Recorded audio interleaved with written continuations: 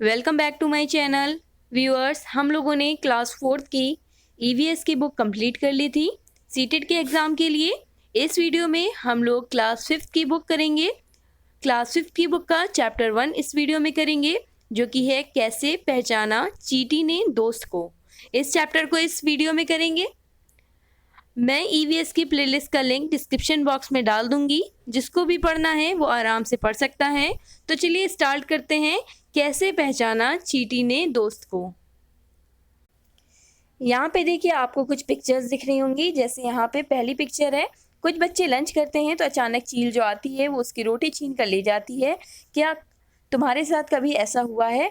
उसके बाद सेकेंड आपको यहाँ पे पिक्चर दिख रही होगी जिसमें डॉगी सो रहा है और अचानक एक लड़का गुजरता है तो डॉगी के कान खड़े हो जाते हैं। क्या तुम एक सोए हुए कुत्ते के पास से गुजरे और झट से उसके कान खड़े हो गए? उसी तरह से यहाँ पे चींटियों के बारे में है। खाते समय तुमसे कुछ मीठा जमीन पर गिर गया हो और कुछ ही पल में वहां चींटियों का झुंड इकट्ठा हो गया हो। क्या कभी आपने ऐसा देखा है? आप लोगों ने ऐसा देखा होगा। क्यों होता है ऐसा, सोच कर बताओ। जानवरों में भी देखने, सुनने और सूंघने, महसूस करने की शक्ति होती है। कोई जानवर मीलों दूर से शिकार को देख सकता है, कोई हल्की से हल्की आहट को भी सुन लेता है, कोई जानवर अपने साथी को सूंघ कर ढूंढ लेता है ना। जानवरों की भी अजब दुनिया। इस तरह से इस चैप्टर में आपको कुछ जानवरों के बारे में इंटरेस्टिंग बताएंगे कि किस तरह से वो एक दूसरे को पहचानते हैं। जैसे यहाँ पे जो मेन पॉइंट है वो यहाँ पे लिखा हुआ है। एक तो यहाँ पे शिक्षक संकेत दिया हुआ है, इसको पढ़ लीजिए। पेडागोजी टर्म है, इंपॉर्टेंट है। इस उम्र में बच्चों में जानवरों के प्रति उत्सुकता होती है। उनके अनुभवों को शामिल करने से चर्चा रुचिपूर्ण हो जाएगी। यानी कि उन जो बच्चे अनुभव करते हैं, अगर आप क्लासरूम में उनको शामिल करेंगे तो जो आप डिस्कशन कर रहे हैं वो बहुत ही रुचिपूर्ण हो जाएगा। इस तरह से पेडागोजी टर्म दिया है। उसके बाद जो मोस्ट इम्पॉर्टेंट है वो ये है, चींटियां चलते समय जमीन पर कुछ ऐसा छोड़ती हैं जिसे सूंघ कर पीछे आने वाली चींटियों को रास्ता मिल जाता है। आप सभी ने चींटियों को ऑब्जर्व किया होगा कि चींटियां लाइन से चलती हैं। ऐसा क्यों होता है?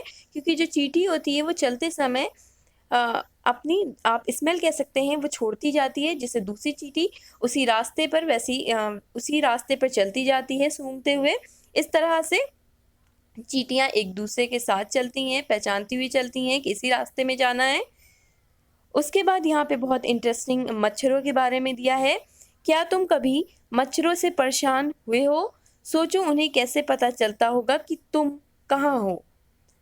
मच्छर तुम्हारे शरीर की गंध, खासकर पैरों के तलवे की ओर, तुम्हारे शरीर की गर्मी से तुम्हें ढूंढ लेते हैं। यानी जो मच्छर होते हैं वो जो गंध होती है पैरों के तलवे की और तुम्हारे शरीर की जो गर्मी होती है उससे उससे तुम्हें ढूंढ लेते हैं। ये बहुत ही इंटरेस्टिंग पॉइंट है, क्वेश्चन आ भी सकता है इससे। उसके बाद यहाँ पे सिल्क वॉर्म के बारे में दिया है, जिसे हिंदी में रेशम का कीड़ा बोलते हैं। मैं रेशम का कीड़ा हूँ। मैं अपनी मादा को यानी कि फीमेल को उसकी गंध से कई किलोमीटर दूर से ही पहचान लेता हूँ। यानी कि जो रेशम का कीड़ा होता है वो अपनी मादा को उसकी गंध से बहुत ज़्यादा दूरी से भी पहचान लेते हैं। यानी कि कई किलोमीटर की दूरी से ही पहचान लेते हैं। इस तरह से 2-3 पॉइंट इंपॉर्टेंट है, याद रखिएगा। रेशम के कीड़े के बारे में, मच्छर के बारे में और चींटियों के बारे में। उसके बाद यहाँ पे कुत्ते के बारे में बताया गया है। एक कुत्ता दूसरे कुत्ते के मलमूत्र की गंध से जान लेता है कि उसके इलाके में बाहर का कुत्ता आया था। यानी कि जो मलमूत्र कुत्ते करते हैं उससे जो कुत्ते होते हैं वो पहचान लेते हैं कि इस इलाके में कोई दूसरे इलाके का कुत्ता आया है। इस तरह से कुत्ते पहचानते हैं। उसके बाद इस चैप्टर में बहुत ही इंटरेस्टिंग पॉइंट बताया गया है, बहुत ही इम्पोर्टेंट भी है। ज़्यादातर पक्षियों की आंखें उनके सिर के दोनों तरफ होती हैं। जो पक्षियों की आंखें होती हैं वो सिर के दोनों तरफ होती हैं। पक्षी एक ही समय में दो अलग अलग चीज़ों पर नज़र डाल लेते हैं।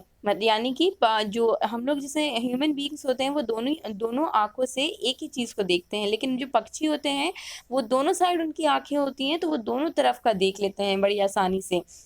उसके बाद यहाँ पे क्या बताया जा रहा है, जब ये बिल्कुल सामने देखते हैं तब इनकी दोनों आँखों एक ही, यानी कि जब ये अगर ये एक चीज़ को देखना चाहें तो ये एक चीज़ को देख लेते हैं, दोनों आँखों की मदद से एक चीज़ को भी देख सकते हैं।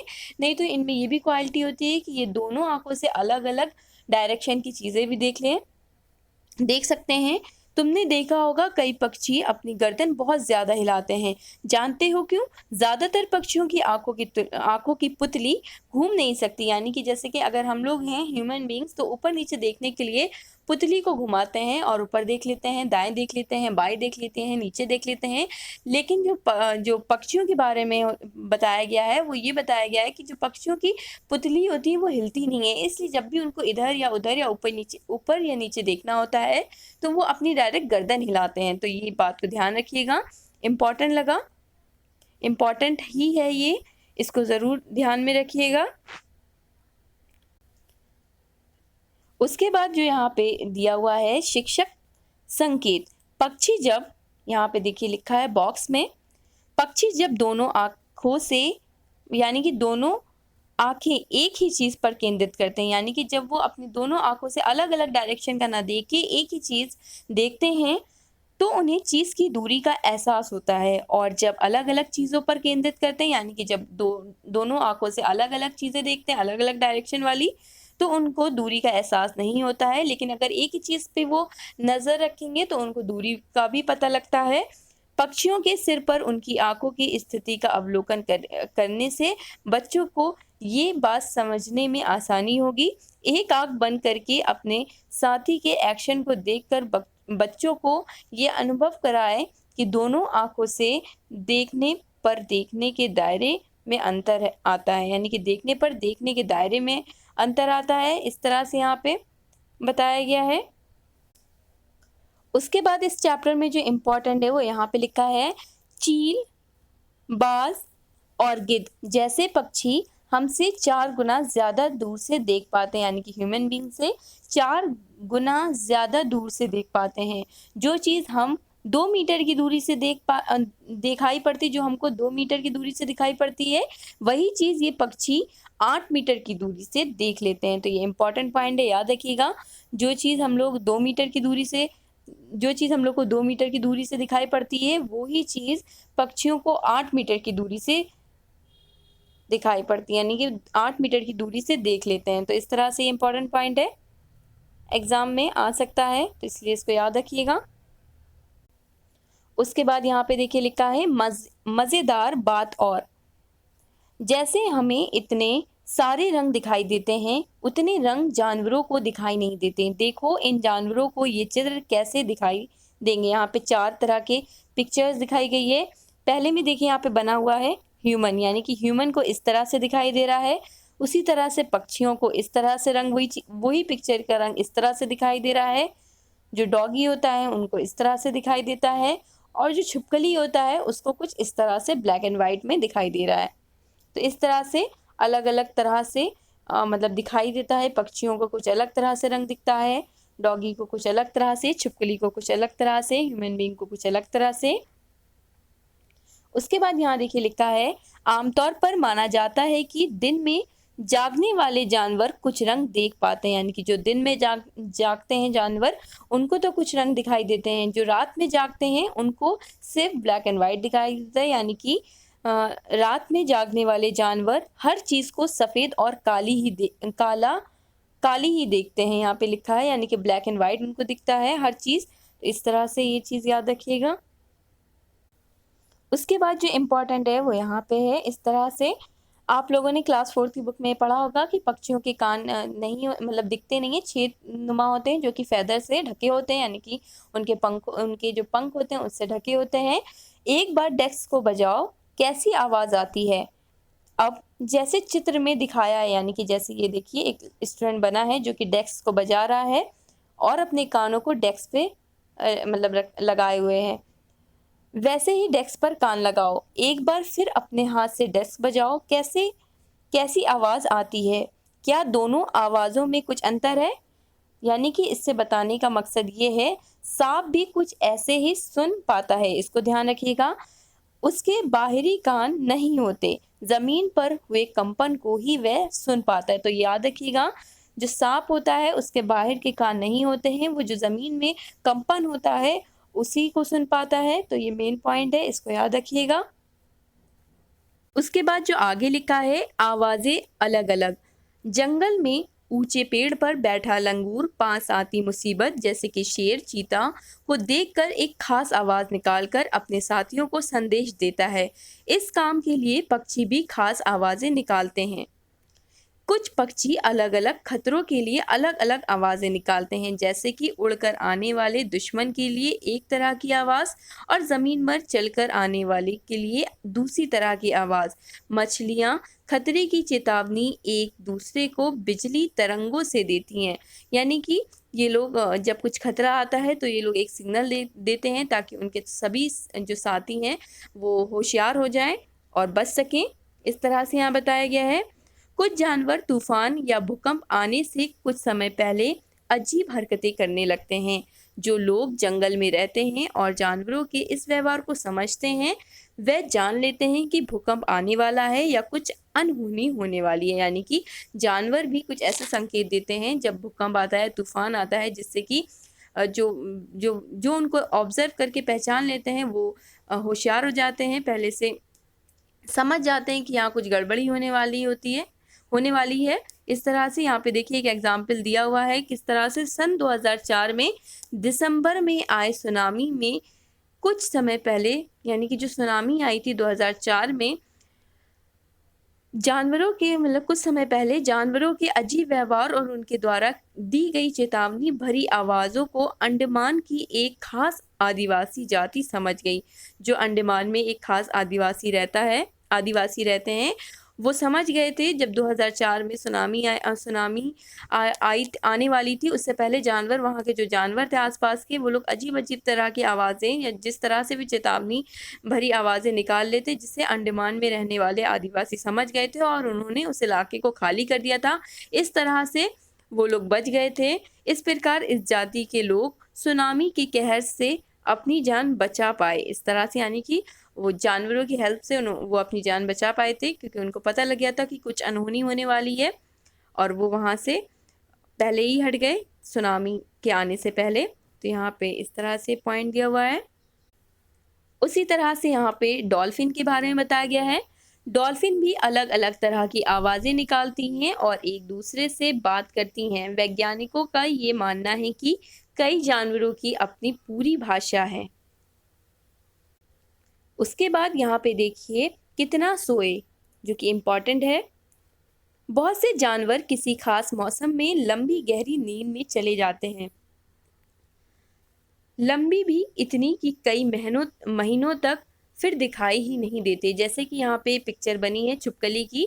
जो छिपकली होती है वो पूरा एक सीजन होती है, यानी कि अगर सर्दियों में आपको नहीं दिखती हैं, जब गर्मी आती हैं तो वो आना शुरू हो जाती हैं, क्योंकि वो पूरा सीजन्स होती हैं। इसलिए यहाँ पे जानवरों के बारे में बताया गया है कि बहुत से जानवर किसी खास मौसम में लंबी गहरी नींद में चले जाते हैं, लंबी भी इतनी कि कई महीनों तक फिर नहीं दिखाई देते हैं।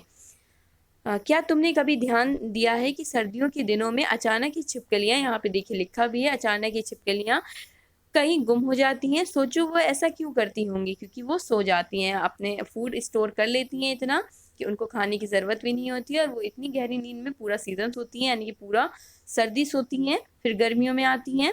उसी तरह से यहाँ पे देखिए दिया है शिक्षक संकेत। पाठ में कुछ जानवरों के उदाहरण दिए गए हैं जिनमें उनकी संवेदनशील ज्ञानेंद्रियों की बात की गई है, पर इस शब्द का इस्तेमाल नहीं किया गया। अन्य और जानवरों के ऐसे ही व्यवहार के बारे में जानने के लिए बच्चों को अखबार पढ़ने व टीवी पर उपयुक्त कार्यक्रम देखने के लिए प्रेरित करें। यानी कि जो टीवी पे एनिमल से रिलेटेड जो प्रोग्राम्स आते हैं उनको देखने के लिए उन्हें प्रेरित करें, ताकि वो और इंटरेस्ट से इन चीज़ों को जाने। उसके बाद यहाँ पे देखिए दिया है स्लॉथ के बारे में, जो कि बहुत ही इंटरेस्टिंग है। ये भालू जैसा दिखता है लेकिन भालू नहीं होता है। सबसे पहले ये ध्यान रखिएगा। ये दिन के करीब 17 घंटे पेड़ों से उल्टे सिर लटक कर मस्ती से सोते हैं। ये जिस पेड़ पर रहते हैं उसी के पत्ते खाकर पलते हैं। तो ध्यान रखिएगा, ये जिस पेड़ पर रहते हैं उसी के पत्ते खा लेते हैं, इसीलिए इन्हें कहीं और जाने की ज़रूरत ही नहीं पड़ती। जब ये अपने पेड़ के सारे पत्ते खा लेते हैं तभी वे पास के पेड़ पर जाते हैं। लगभग 40 वर्ष के अपने पूरे जीवन में, यानी इनकी जो लाइफ साइकिल है वो कितनी है, वो 40 साल या जीते हैं, लगभग ये 40 साल तक जीते हैं। मुश्किल से ये 8 पेड़ों पर घूमने की तकलीफ उठाते हैं, यानी कि पूरे 40 साल में ये सिर्फ 8 पेड़ों पर ही घूमते हैं, क्योंकि ये 17 घंटे सोते हैं पूरे दिन भर में। तो इन और जो पत्तियां भी खाते हैं उसी पेड़ की, जिस पेड़ पर वो रहते हैं। तो ये पूरे 40 साल में केवल 8 ही पेड़ों की पत्तियां खा पाते हैं, यानी कि पूरे 40 साल में 8 ही पेड़ों पर घूमते हैं।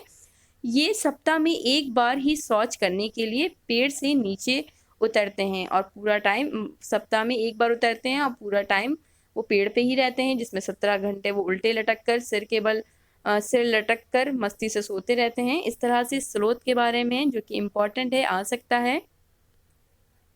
उसके बाद यहाँ पे देखिए स्लॉथ का जागना और स्लॉथ का सोना बताया गया है। यानी कि यहाँ पे दिखाया जा रहा है कि वो 24 घंटे में कितना घंटा सोता है, 17 से 18 घंटे सोते हैं। यानी कि जो आपको फिल हुआ दिख रहा है वो 2 घंटे का कॉलम है। तो 1 2 3 4 5 6 7 8 9 10 11 12 13 14 15 16 17 18, यानी कि वो 18 घंटे सोता है। और कितने घंटा 18 में से आप माइनस कर दीजिए, 24 में से 18 माइनस कर दीजिए तो उतना जगता है 6 घंटे, यानी कि वो जागता है और 18 घंटे सोता है। 17 से 18 घंटे सोता है वो। उसके बाद इसी तरह से यहाँ कई जानवरों के चित्र दिखाए गए हैं, जैसे कि यहाँ गाय के बारे में बताया गया है, गाय 4 घंटा सोती है। उसी तरह से अजगर के बारे में बताया गया है, जिराफ के बारे में बताया गया है, बिल्ली के बारे में बताया गया है। तो आप लोग अंदाज़ा लगा सकते हैं, जितने कॉलम भरे हुए हैं, यानी कि 2-2 घंटे का एक कॉलम है, और जितने फिल नहीं हैं वो उतना जगते हैं, जितना फिल है उतना सोते हैं। तो इस तरह से आप जान सकते हैं गाय के बारे में, अजगर के बारे में, जिराफ के बारे में, बिल्ली के बारे में। उसके बाद यहाँ पे देखिए बाघ के बारे में बताया गया है।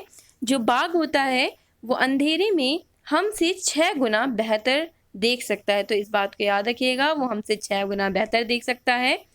उसी तरह बाघ के बारे में और भी कुछ इंटरेस्टिंग चीज़ बताई गई है, जो कि इम्पॉर्टेंट भी है।